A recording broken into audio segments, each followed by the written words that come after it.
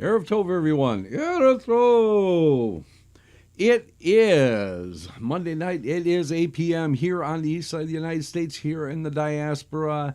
This is the Maimon Beit Knesset, therefore it must be Zeyde Story Corner. That's right, Zeyde Story Corner. We are back. We are back. Yeah, after our computer last week decided that it was just had enough, and it's a hard drive. Yeah, it was a hard drive issue that we were losing sectors on it, and fortunately we were able to get it fixed. And we are back. Yes, we are back, and we especially want to thank Mike and Alex at the cell phone repair in Davison, Michigan, who did a wonderful job and gave us a great price on getting the computer fixed. It was very nice. Yeah, it was very nice of them. Also want to thank Marshall and Ariel and Zeb for their donations to cover the cost of the repairs. And we are back. Yeah, we are back. So good to it's good to be back. I mean, it's amazing when you get used to doing this for so long, and then all of a sudden you have this unscheduled break. It's like, what do you do? Yeah, exactly. What do you do with your time all of a sudden? Okay, let's see who we have in the chat room this evening.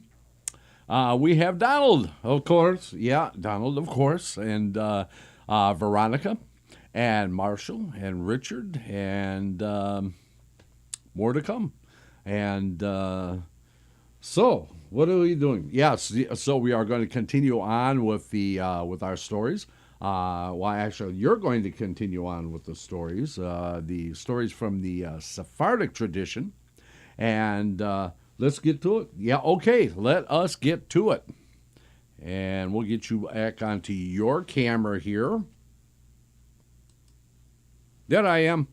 Okay, that's not quite right. Let's see if we can adjust that just a little bit.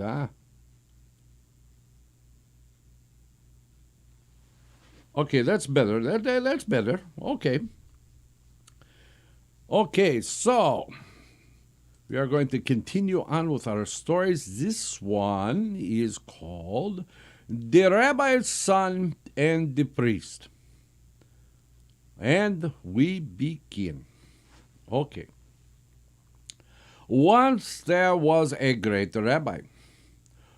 Although God had blessed him with wealth and possessions, he was not content with his lot, for he had denied his wife children. However great the rabbi's sorrow, his wife's grief was sevenfold. She sighed when she ate, and her cheeks were always wet with tears. Both of them prayed long and frequently, distributed money to the poor, did many charitable acts, and tried all sorts of charms. The rabbi even took a vow that if God heard their prayers and favored them with a son, he would dedicate him to the Torah and scholarship and educate him to serve as a rabbi. In addition, he would distribute 1/3 of his wealth to the poor and donate to the synagogue a golden case for the Torah scroll. Well, God heard their prayer. The rabbi's pious wife became pregnant and gave birth to a son. When he left his mother's womb, the world was filled with light. He was so fine to look at, with rosy cheeks and large and sparkling eyes. Everything about him bespoke smiles. All who saw him blessed his Creator and spat on the child 3 times, tui, tui, tui, a charm to ward off the evil eye. His parents' joy knew no bounds. On the day he entered the covenant of our father Abraham, the rabbi made a lavish feast for the poor. All ate and drank their fill, blessed the rabbi and the mother of the child, and left his house happy and light-hearted. The child grew up surrounded by love and affection.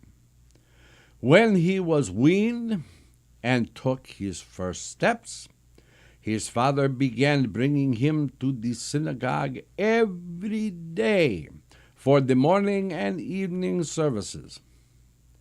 At the age of 3, he was enrolled in a kutab. It is a yeshiva, I guess, a cheder, as we will call it, to learn Torah.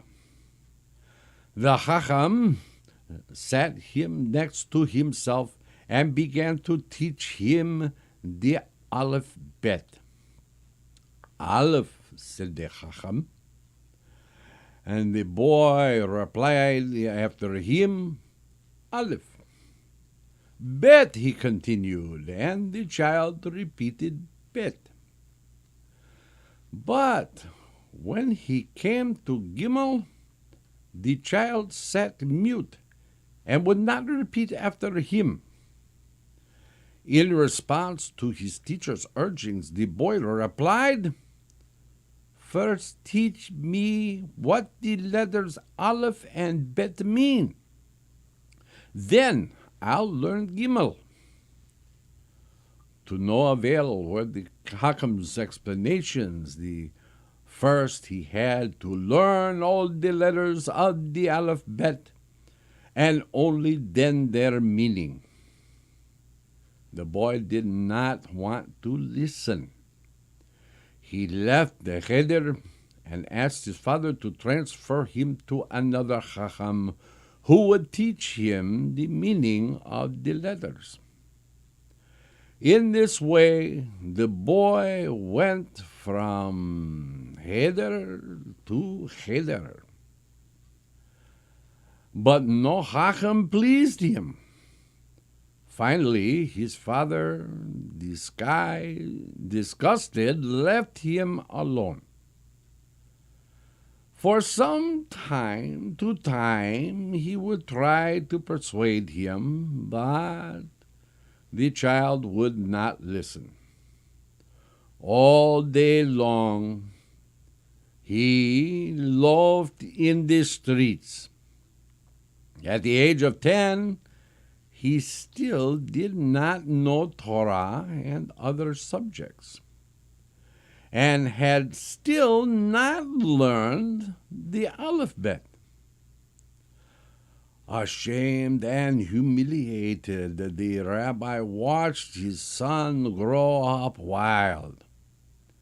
He was consumed by misery, and his eyes were dim with tears, but he could find no solution. Over time, the rabbi's heart grew hard. He felt that he could no longer live with such a wayward and defiant son, who brought such disgrace upon him. Summoning his son, he told him, I took a vow to the Lord to turn you into a scholar, but you are growing up empty and worthless. I am warning you for the last time. Return from your wicked ways and sit down to learn Torah. If you will not heed me, leave my house, for I will no longer recognize you as my son. As you say, father, replied the boy, I am leaving your house to go wherever I will. He did just as he said. He got together a few clothes and wrapped them in a small parcel, tied his shoes together by the laces, and hung them over his shoulder. He bade farewell to his mother and father and left the house. His mother trailed after him, tears in her eyes, begging him not to leave them. Better he should heed his father and stay with them. But the boy shut his ears, told her goodbye, and kept walking. For a long time, the boy wandered the roads, going from city to city. Never did his head rest in the same place as the night before. Once in the streets of a certain city, he overheard people learning Torah in one of the houses and realized that Jews lived on the street. Entering the building, the boy found the boys sitting on benches, with a Chacham standing in front of them, teaching them Torah. It was a local Talmud Torah. The boy stood in the doorway and listened in rapt attention until the Chacham noticed him. The teacher went over to him gently. He was drawn to the handsome boy and asked, "What is your name, child, and whose son are you?" "I don't know," replied the boy. The Chacham was astounded by the reply. Nevertheless, he continued his questioning in the same gentle tone. "Where do you come from, my son? You look tired from your journey. Can I help you?" The Chacham's warmth captivated the boy's heart. "I want to learn Torah," he answered. "If your soul learns for Torah, my son, come in and I will teach you."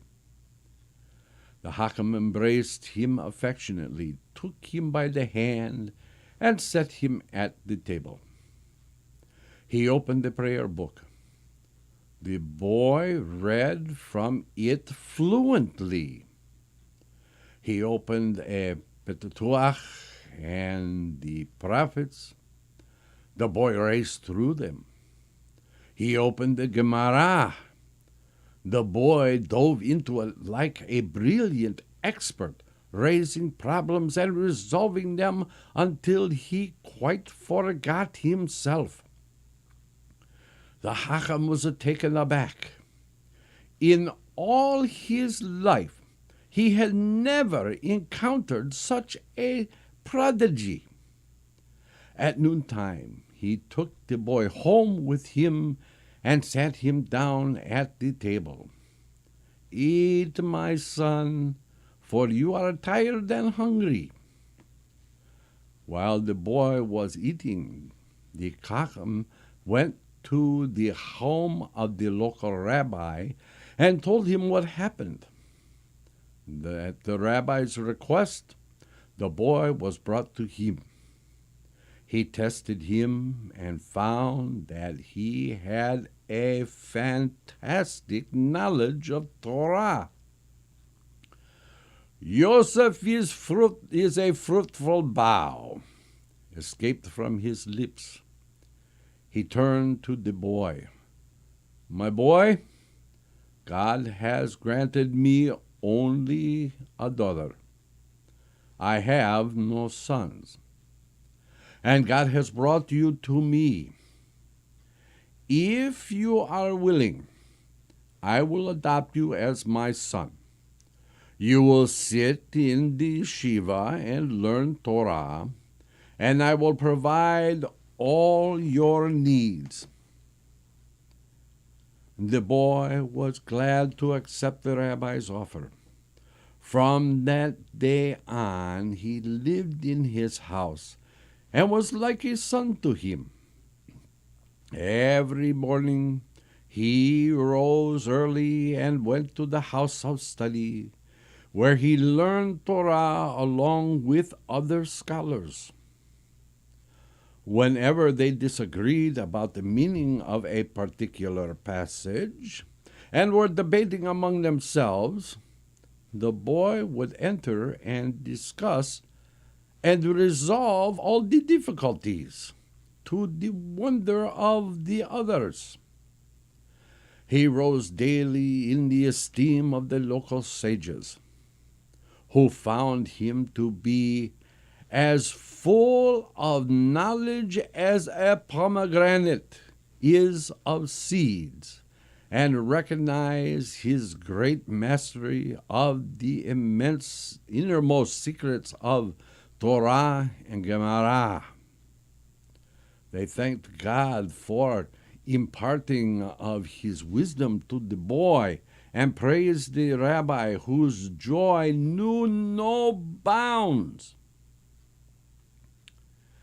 The days passed and turned into years. The boy became a handsome young man. One day, when he had turned 18, the rabbi summoned him.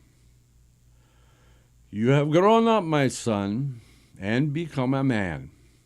The time has come for you to stand under the wedding canopy, under the auspices, under an auspicious sign. My only daughter, too, has grown up. Will you take her as your wife? You grew up with her, and you know what a fine woman she is. She has golden hands, practiced in every craft. She is also well versed in many subjects, and has mastered Gemara. After the wedding, I will set you up in your own house. While you continue to learn Torah, I will support you in comfort and ease. When I die, you will be my sole heir. Tell me, do you agree to take my daughter as your wife?" "Here I am in your house, master," replied the young man, "in which I grew up and studied and knew only good things. You have been like a father to me all these years. How can I forget the bread and salt I ate at your table? Of course, I will take your daughter as my wife, for she pleases me greatly." The next day, everyone in the rabbi's household set to work to prepare for the wedding day. The rabbi purchased new clothes for the bride and groom, and outfitted the apartment he had rented for them, all in keeping with his wealth and dignity.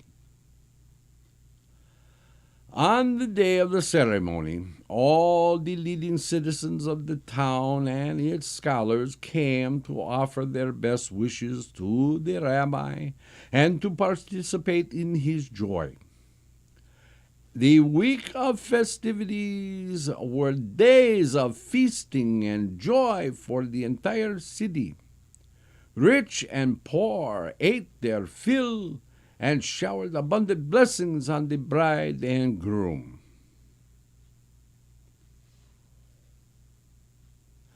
When the week was over, the young man said to his father-in-law, "Send me home, father, to live with my wife as you promised me." "Yes, my son, take your wife and go. May God be with you." At nightfall, the young man took his wife, and they went into their new home. They sat down at the table and ate. After the meal, the young man got up from the table. "Look," he told his wife, "the two of us are alone now at home with no strangers. If you want to have a good and quiet life, pay close attention to everything I'm going to tell you. You must keep everything you see sealed up in your heart. You must remain silent and ask no questions. If you do not heed my words, woe betide you and your fate." As he spoke, the young man took off his clothes, wrapped himself in a fur cloak, put a dagger in his pocket, and thrust a pistol into his belt. Before he left the house, he told his wife to go to bed and ordered her not to wait up. He would return very late, after midnight, or before daybreak. "I am warning you," he said bluntly, "don't leave the house. If I don't find you here when I come back, yours will be a bitter end. Do not forget my injunction to hold your tongue. Flies cannot enter a closed mouth." Then he bade her good night and went out, closed the door behind him. The woman was left alone and shaken, consumed by worry and anger. All night long she did not close her eyes. Every hour seemed to last a year. The tears poured from her eyes onto her pillow. In her pain she would have torn her body to shreds, but afraid of her husband, she controlled herself and waited. Toward morning, she heard a knock at the door. She got up to let him in. There he stood, like a wild creature, his hair flying loose, his hands and clothes stained with blood. "Woman," he said, "heat up the bath and boil water." The woman ran to heat the water and brought it to him. He bathed, changed his clothes, and sat down to eat. When he finished his meal, he told his wife, "I am quite exhausted. Now I am going to bed to sleep and recuperate. Don't leave the house, and don't wake me up." And here, my friends, we are going to pause and take our 6-minute break. And when we return, we shall find out what in the world is going on with this young man who turned out to be such a wonderful scholar and now seems to be some kind of a murderer. So please, everybody stay tuned. We'll be back in 6. Let's all go to the lobby. Let's all go to the lobby. Let's all go to the lobby to get ourselves a treat. Delicious things to eat. The popcorn can't be beat. The sparkling drinks are just dandy. The chocolate bars and the candy. So let's all go to the lobby to get ourselves a treat. Let's all go to the lobby to get ourselves a treat. It's intermission time, folks, so hurry, hurry, hurry. Step right over to our refreshment center for the most extravagant array of refreshment goodies ever assembled under one roof. Enjoy breathtaking, mouth-watering goodies, everything from a snack to a delicious full meal. At our refreshment center, you'll find a large variety of goodies to satisfy your hunger, your thirst, or your sweet tooth. So hurry, hurry, hurry. Visit our refreshment center now. The show starts in 5 minutes.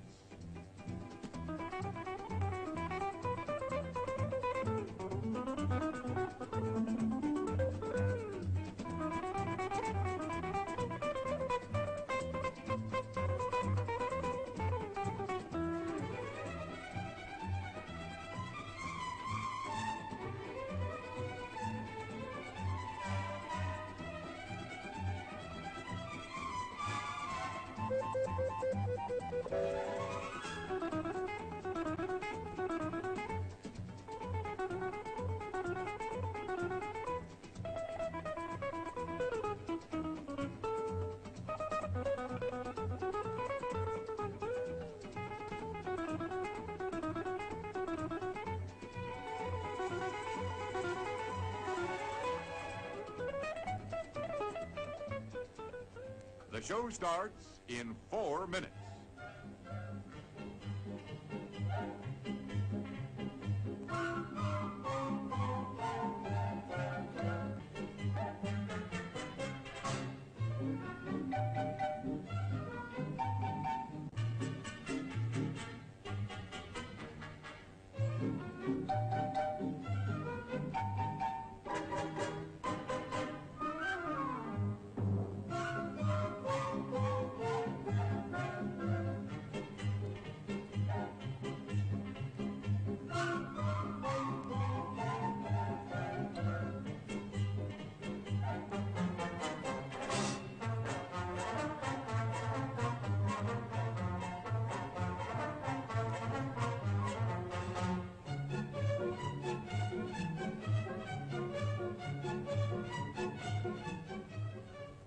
The show starts in 3 minutes.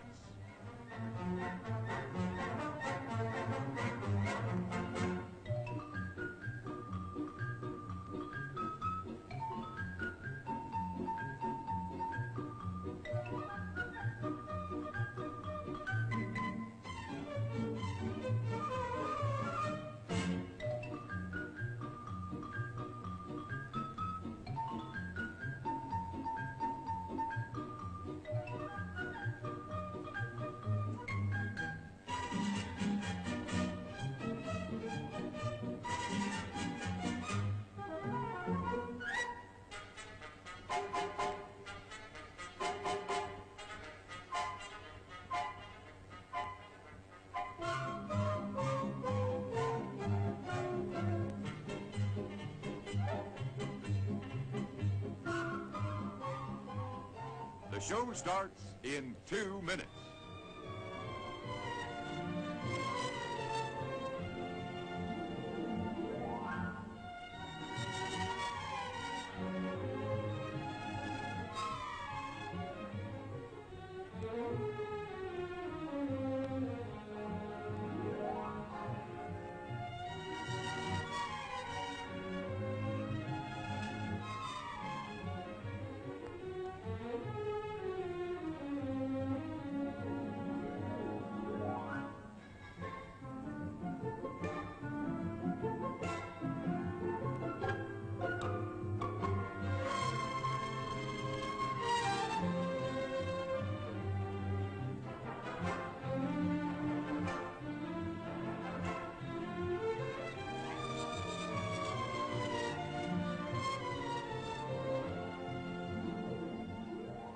The show starts in 1 minute.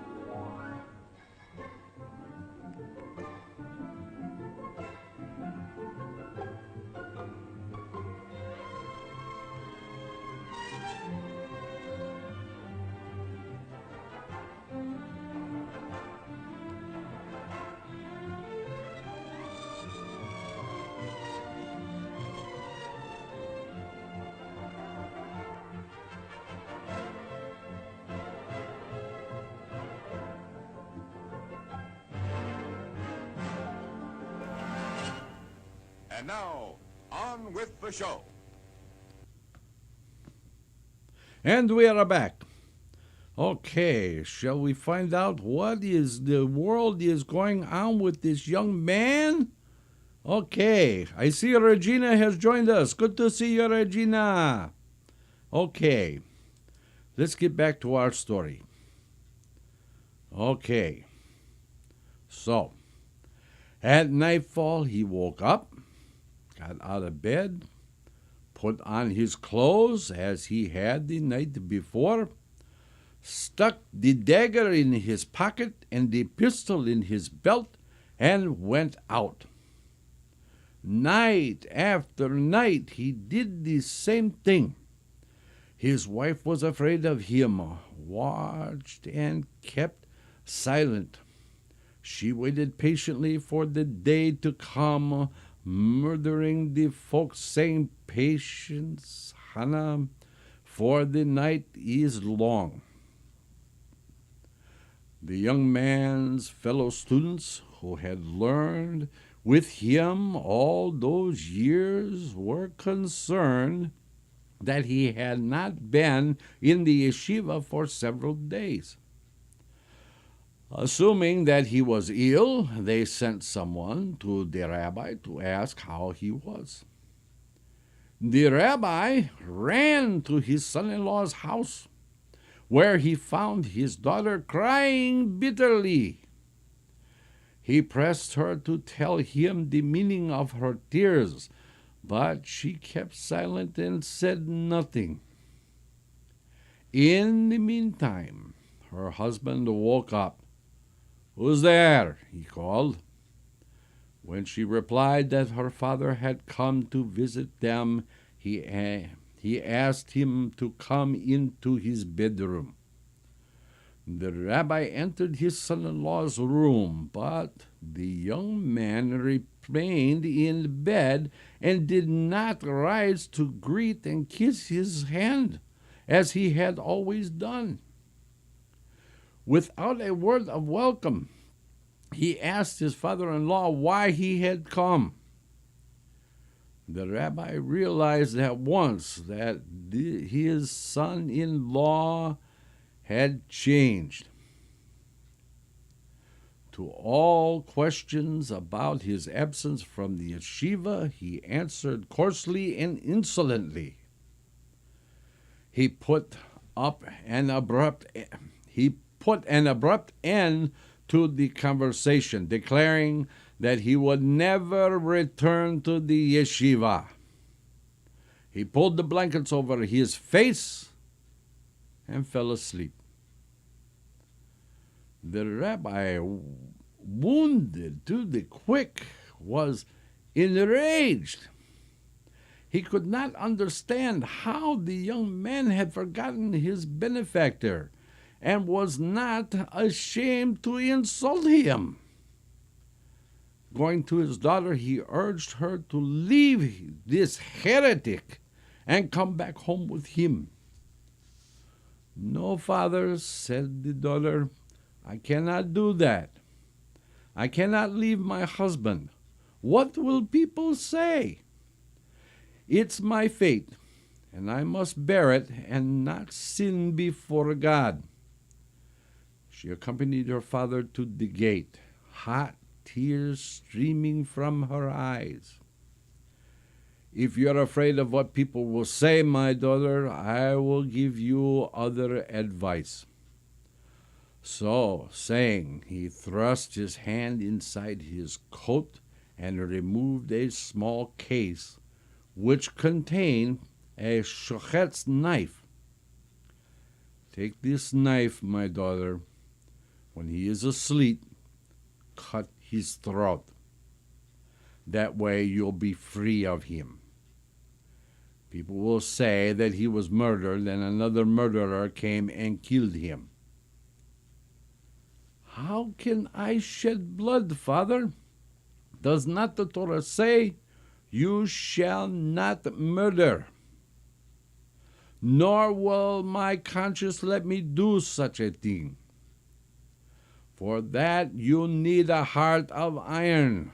No, I cannot do it. Heaven forbid that I should commit such a monstrous act." "If you cannot accept this idea either," replied her father, "then go to the house of judgment and testify that he tried to kill you with this knife, but you escaped by a miracle." "How can I tell lies? I have never done so in my life. From childhood you taught me to guard my mouth against falsehood."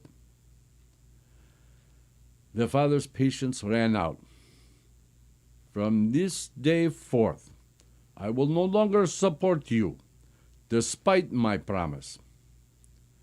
The day after tomorrow, I will summon you to the house of judgment. Before the judges, you will ask for a divorce from your husband. You will tell them everything that has happened to you and conceal nothing." The father left the poor woman, and she was left alone, stricken and forlorn, abandoned by both her husband and her father. She did not know which way to turn. Raising her eyes heavenward in supplication, she said, "Master of the universe, you are one, and your name is one. Merciful and gracious is your name. Give me an idea. What should I do?" Endless rivers of tears streamed from her eyes. She neither ate nor drank. Suddenly she caught sight of the shochet's knife that her father had given her, lying on the table. Quickly she snatched it up and hid it under the mattress of her bed. In the meantime, night had come. Her husband got up, as he did every evening, wrapped himself in his fur cloak, and went out. At daybreak he returned, disheveled and covered with blood, as always. He bathed, changed his clothes, sat down at the table, and asked for food to still his hunger. His wife told him that the house was empty and the cupboards bare, because her father had stopped providing them with food. All that she had eaten yesterday and today were crusts of bread dipped in water. "If so, he has broken his promise," said the young man. "But no matter. I won't go to bed hungry. Look under the mattress. You'll find some dried bread there. Bring it, and we'll eat." "What do you mean, husband? How could there be dried bread under the mattress?" She went to the bed, lifted up the mattress at the foot of the bed, and showed him there was nothing there. But he told her to lift up the mattress at the head of the bed. The woman shuddered, and her hands trembled. She thought her husband knew about the knife, but there was no way out. So she lifted up the mattress. Behold the miracle! Precisely where she had hidden the knife, there now lay a long piece of dried bread. She took it and brought it to her husband. He broke it in half, taking one piece for himself and giving the other to his wife. After he had eaten, he went to bed and fell asleep. Later, that morning, her father came to remind her that she was to appear that day before the house of judgment. Seeing her agitation, he asked her what was bothering her. She hid the fact that there was no food in the house, but told him about the knife that had turned into dry bread. The rabbi flew into a rage. So, he is a sorcerer. The Torah says, you shall not permit a sorceress to live. His will be a better end. Get dressed, daughter, and come with me. No, father, I cannot come with you today. I am very weak and don't have the strength to stand on my feet. Wait till tomorrow. Then I'll do as you say. The day passed, and night fell again. Her husband got out of bed, washed his face, wrapped himself in his cloak, and asked his wife for a cup of coffee. When she told him not even the dregs were left, he stuck the dagger and the pistol in his belt and went out. He had only gone a little while when his wife tied a kerchief around her head and followed him. Her idea was to discover where he went and what he did there. Whatever she saw, she told herself she would repeat in the house of judgment. Then I will be clear before God and human beings. He passed through the streets and alleys of the town, she trailing at some distance, never letting him out of her sight. They left the city and walked on for a long time, up the hills and down the valleys. Although she felt utterly exhausted, she mobilized her last reserves of strength and kept following him, making sure that he never disappeared from view. At last they reached a broad field, quite desolate. No sounds were to be heard, neither a man's voice nor a dog's barking. In one corner of the field there was a slight rise. He climbed it. She followed. On the other side of the hill were stairs. He descended them. She followed. At the bottom there was a shining gold door. The moment he stepped on the threshold, the door opened for him. He entered, and the door started to shut behind him. But before it closed all the way, she jumped into the threshold and went inside. Before her eyes there appeared a large, opulent synagogue. The bright light dazzled her eyes. Surely, she thought, it must be the light of the divine presence. Little by little she made out lamps of gold and coral that shed their light in every direction, and illustrious faces of 36 righteous men who were sitting there and learning Torah. When her husband entered, they all stood up and waited till he reached his place, facing the door of the synagogue. He took his seat, and they all sat down again. Then he looked up and saw his wife. Rising from his chair, he went over to her. How did you get in here? Why aren't you frightened and terrified? Why should I be afraid or terrified? When am I with you? Go home now, replied her husband. He took her outside the door and told her to close her eyes.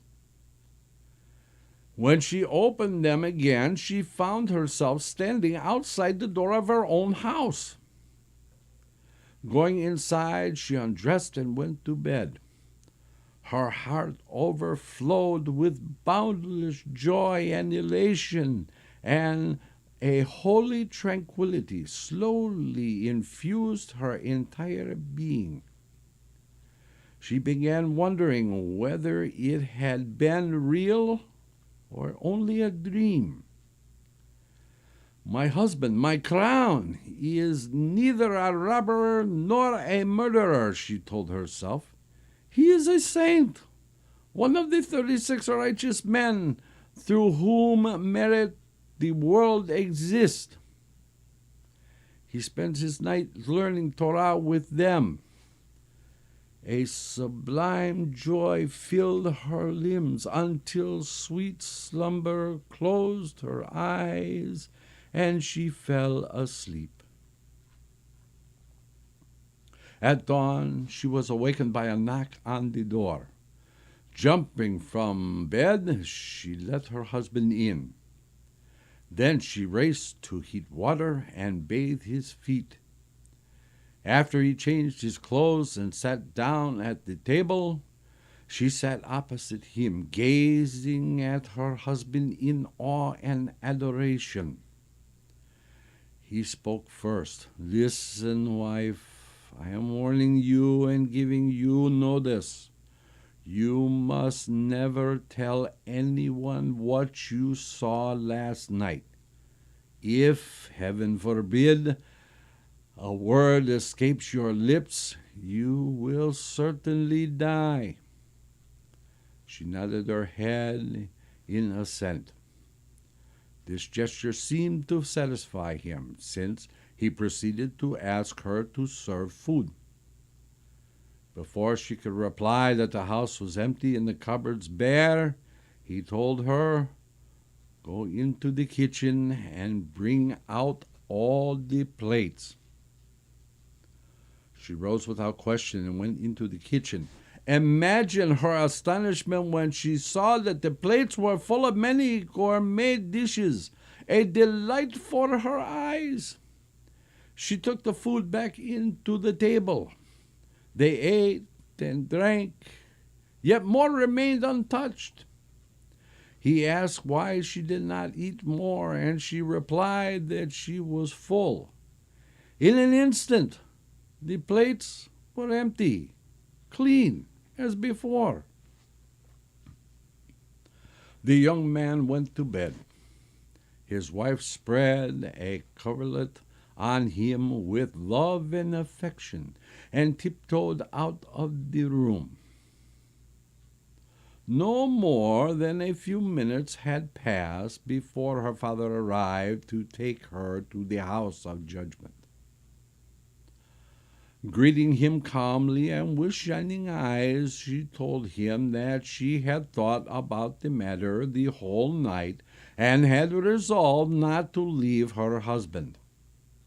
"He is the destiny allotted me by heaven," she told him, "and no one can escape her destiny. None can be better than a woman's first husband, and no good can come from a divorce. Who knows if next one would not be worse?" Her father's entreaties were in vain. Finally, he turned and left the house in a rage. Not long after this, a great disaster struck the Jews of the city. In Rome, there lived a priest who hated Israel, an enemy who's worse than all the others. He was a great scholar and expert in Jewish lore, and was always seeking ways to harm the Jews. Time and again he tried to persuade the king that the Jews of his country were disloyal, for they were always proclaiming, "David, king of Israel, lives and endures." "Much have I read in their books," he told the king, but I have never found any truth in them. If you want to see this for yourself, order them to send you one of their leading and most knowledgeable rabbis to debate me on the religion. Should he best me, you may behead me. But if I overcome him, let his majesty order the destruction of all the Jews who live in his kingdom. At first the king would not listen to the priest, for he thought well of the Jews. But after much importing, his heart had been won over to the priest's wicked scheme. The king sent a message to the chief rabbi, ordering him to send one of the leading rabbis to debate with his confessor and prove the truth of the Torah. Should he fail to do so, the king would decree the annihilation of all Jews in his kingdom, old and young alike. 30 days were granted them to fulfill this command. The rabbis of the town and the leaders of the community assembled to consider what to do. One suggested one idea, another something else. No one dared propose himself to undertake the mission to Rome. All feared the hostile priest. At a loss for ideas, they decided they must depend on the mercies of heaven. They decreed fasting and supplications and recite penitential prayers. Not even pregnant women and nursing babies were exempted. They hoped that their fasting and prayers would move the Holy One, blessed is He, to annul the evil decree against Israel. All the Jews, great and small alike, assembled in the synagogues and houses of study, crying out to God. The streets of the Jewish quarter were almost deserted, for these were the days of great distress for Israel. When the rabbi's son-in-law heard about the fast, he took a loaf of bread and a hunk of cheese and strolled through the streets of the Jewish quarter, eating in front of all the passers-by who were fasting. No one dared speak to him, for he had become notorious as a murderer who ambushes wayfarers at night. All kept their distance from him, afraid he might assault them. One brave Jew, though, found the courage to rebuke him to his face for eating in public when all his fellow Jews were fasting and praying. "Why should the Jews afflict their souls?" rejoined the rabbi's son-in-law. "Why doesn't some quick-witted and learned scholar go to Rome to debate with this priest? Are there no scholars left in Israel? Go tell the rabbi, in my name, to order an end to the fast. I am willing to go to Rome to confront the hostile priest who persecutes us." The man was stunned by this retort. How dare a heretic and a murderer assume responsibility for such a sacred mission? Nevertheless, he went to the rabbi and delivered the message. The rabbi was unwilling to listen to his son-in-law's offer, since the man was held to be a sinner and outlaw. But as the days passed and the term set by the king was about to expire, and no one had volunteered for the mission, the other rabbis beseeched him to give the task to his son-in-law, who was quick-witted and learned in Torah. And there was no other emissary to be found in this crisis. Finally, The rabbi gave in to the many pleas and summoned his son-in-law to appear before the council. To the astonishment of all, he entered submissively, with bowed head, kissed the hand of all the rabbis, and tried to kiss his father-in-law's hand too, but the latter would only let him touch him. When the rabbis heard the young man say explicitly that he was willing to undertake this mission, and after asking him many questions, they drafted a commission for him, to which they added a letter to the king. He placed the documents in his pocket and asked them to appoint 2 scholars to accompany him on his journey. This request, too, they granted, and named 2 young rabbis to go with him.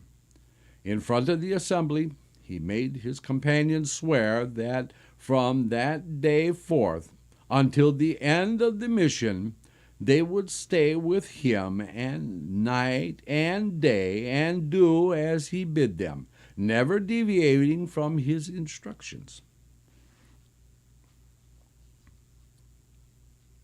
The escorts took an oath to fulfill their mission and followed the rabbi's son-in-law home.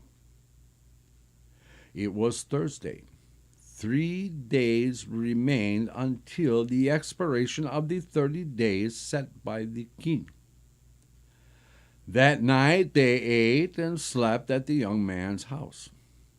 The next morning they got up early and made preparations to set out, but the young man restrained them. "Stay here in my house. Don't step out the door until I come back." In the Jewish quarter, people were astonished to see him walking around.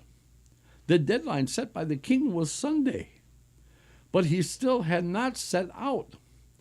They hurried to report this to the rabbi. "I told you that he would deceive us," was his only response. The young man went home, told his escorts that since they would not travel that day, they should go spend the Sabbath with their families. They were stupefied by his words, but honored their oath and kept their mouths shut. It's almost time for the end of our time, but we are going to finish this story. We may run over a little bit, but we are going to finish this story tonight. Okay. When Sunday came, the last day of the month, set by the king, the young man left his house in the morning and strolled through the streets of the town. The people, no longer believing in him, assembled in the synagogue, fasting and praying to God to avert the evil decree. For this part, the priest posted guards to check all the Jews who had arrived in Rome by sea. These guards all reported that not a single Jew had arrived in the city during the last 30 days. Feeling happy and light-hearted, the priest entered the throne room of the royal palace, where all the magistrates and magnates of the city were gathered, with the king and his retinue at the front. "The 30 days are up today," proclaimed the priest. "The deadline that the king has set for the Jews to send an emissary to our city to debate their Torah with me. None has come. I ask the king's permission to destroy the Jews." "It is still early in the day," replied the king. "Perhaps a Jew arrived in Rome, but has not yet had time to present himself before us." "We shall wait in vain," replied the priest. "I gave orders to check all who entered the city by sea and land. During the last 30 days, not a single Jew has come to our city." "Let us wait until evening," ordered the king. If no Jew has come for the disputation by then, I will give the order for their destruction. The king instructed his soldiers to stand guard in the Jewish quarter to keep them from running away. A great pall fell upon the Jews, for they saw that their destruction was inevitable and their end was near. They immersed themselves in the mikvah and returned to the synagogue, put on their taliot and tefillin, and prayed, ready to surrender their souls in purity. On that Sunday, late in the afternoon, the young man came back from his promenade in the streets of his town and told his escorts to get ready to set out. They looked at him as if he had gone mad. How could they reach Rome, a 3-day journey, when the sun was already low in the western sky? But they kept silent, as they had sworn to do, and did not open their mouths. Each one of them placed his talit bag under his arm and followed the rabbi's son. They arrived at the seashore, but there were no ships to be seen, not even a small boat. The young man walked up to the water, opened his bag, taking out his talit, he spread it on the water. Then he turned to his companions. "Come and sit down." Seeing that they were hesitating, he got aboard first. He grasped the tzitzit at the two corners with his face toward the horizon, and told his companions that each should take hold of the fringes at one of the other corners. The talit skimmed above the surface of the water and carried them in the twinkling of an eye to the coast of Rome. They disembarked on the beach. The young man folded up his talit, put it back in his bag, and set out for the royal palace. The city was full of soldiers with their weapons. The young man's companions were terrified that the soldiers would attack them.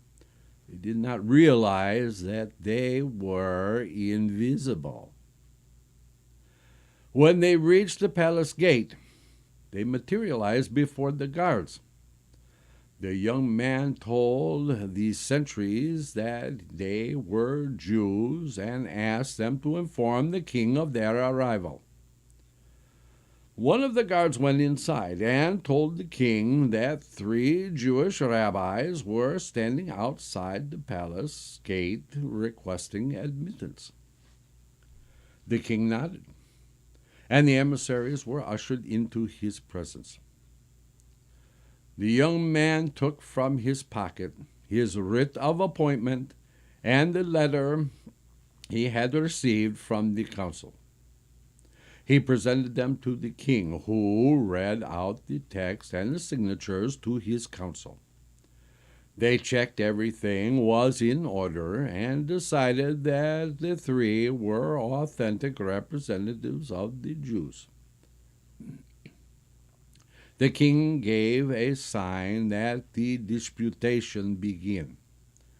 The debate was lively. The priest displayed his vast and profound knowledge of the Torah and engulfed the young man with difficult and tricky questions.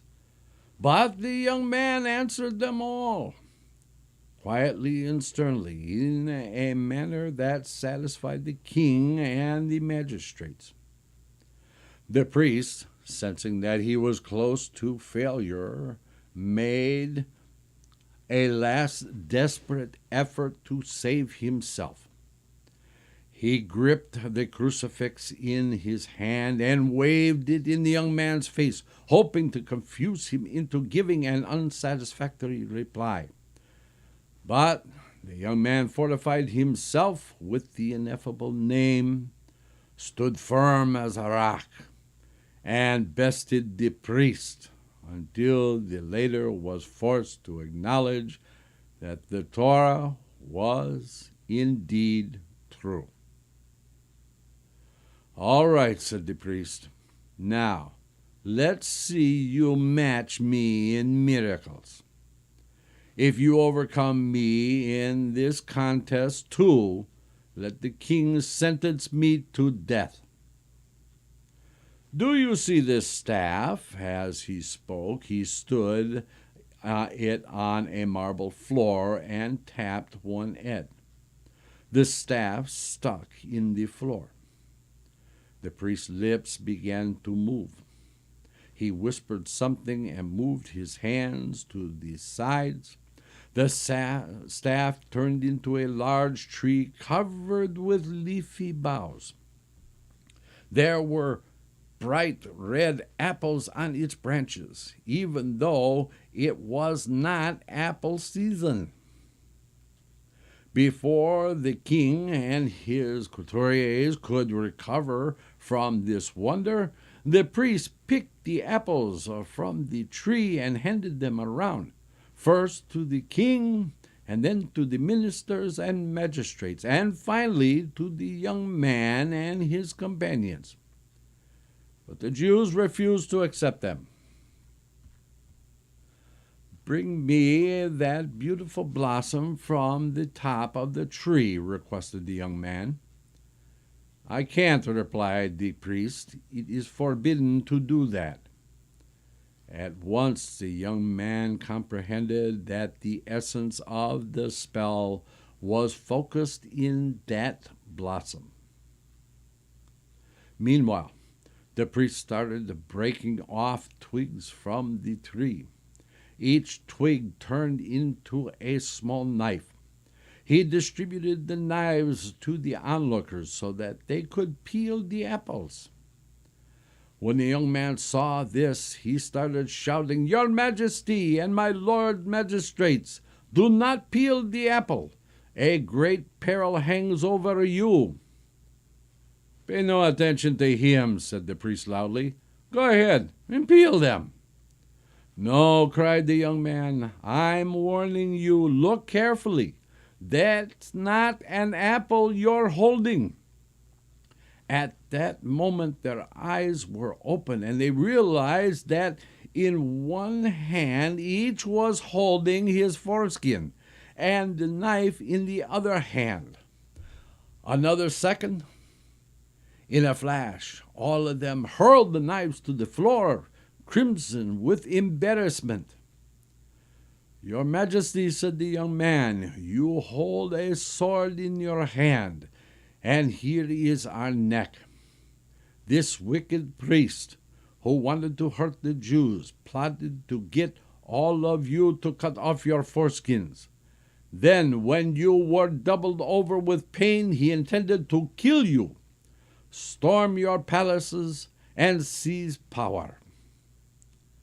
The king was raging inside, but he restrained himself and asked the young man for a wonder of his own. "Your Majesty, do you see the staff in my hand? It is the staff of Moshe Rabbeinu." The young man stood it on the floor and tapped its head. The staff stuck in the marble floor. At the same instant, the priest's feet also took root in the pavement. The terrified priest began to beg for his life. Loudly he proclaimed, "You Jews are in the right, and I am in the wrong. Have mercy on me, I beg you, for the Jews are merciful people and the children of merciful people." But the king intervened and ruled that the priest could never be pardoned for his deeds. The young man tapped the staff a second time, and it sank into the ground to 1/3 of its length. The priest's lower body disappeared into the floor. The young man tapped on the staff a third time, and the priest sank into the floor up to his neck. Then the young man uprooted the staff and struck the priest on his head, which turned instantly into marble. To this day, it can be seen in that very spot, a warning to all. The king thanked the young man and issued a royal decree that as long as he lived, no one should harm the Jews. He ordered his soldiers to withdraw from the Jewish quarter and proclaimed the Jews could worship their God in peace and quiet, with none to vex them. The young man and his companions returned to the shore. He spread out his talit on the water. The three embarked and, in a flash, were back in their own town. The young man took his leave of his companions and sent them home, while he went to his own house. His wife opened the door and greeted him warmly. He asked her to bring him food. When she went to the kitchen, she found the plates full of delicious food. This is making me hungry. They ate and drank and recited the grace after the meals. Then the young man went to bed to recover from the exertion of his journey. The other two scholars entered the Jewish quarter, where they found all the shops barred and shuttered. They could hear the Jews praying in the synagogues. Hurrying to the rabbi, they told him what had happened from the first day to the last. When the shammos went out into the streets and found that they had spoken the truth, the rabbi proclaimed a joyous news and assembled worshippers. All gave thanks to God for the miracle he had wrought for them, and tears of joy streamed from their eyes. Then the rabbi, followed by the entire congregation, went to his son-in-law's house and asked to see him. The young man got up, came over to his father-in-law, and kissed his hand. The rabbi laid his hands on the young man's head. "I have sinned. I have declared before the entire congregation, you are in the right, and I am in the wrong." "Heaven forbid," replied the young man. "All Jews are righteous." They sat down at the table, and the woman of the house served them many delicacies which came straight from paradise. They ate and drank, and praised God, and made a feast like Purim, with singing and dancing. Then the young man told the rabbi who his parents were and where they lived, and asked him to make a wedding feast to give them joy. When the young man's parents arrived, he told them everything that had happened to him since he left their house.